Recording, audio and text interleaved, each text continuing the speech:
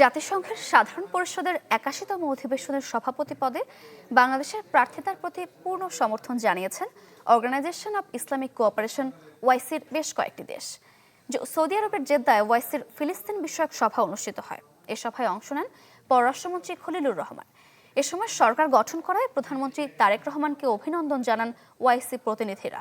আগ্রহ প্রকাশ করেন বাংলাদেশের নতুন সরকারের সাথে সম্পর্ক আরও জোরদার করার। তাদের আশা, নতুন সরকার গঠনের পর বাংলাদেশে দ্রুতই রাজনৈতিক স্থিতিশীলতা ফিরবে, উন্নয়নের গতি হবে ত্বরান্বিত। পাকিস্তানের পররাষ্ট্রমন্ত্রী বলেন, প্রধানমন্ত্রী শেহবাজ শরীফ তারেক রহমানের সাথে বৈঠকের অপেক্ষায় আছেন। আর তুরস্কের উপপররাষ্ট্রমন্ত্রী প্রত্যাশা জানান, আগামী দিনে ঢাকা আঙ্কারার সম্পর্ক আরও বিস্তৃত হবে। রেইনবো অলরাউন্ডার এক্সটেরিয়র পেইন্ট বাড়ির বাহিরের দেয়ালের সুরক্ষা নিয়ে থাকুন নিশ্চিন্ত। সাথে পাচ্ছেন 10 বছরের ওয়ারেন্টি।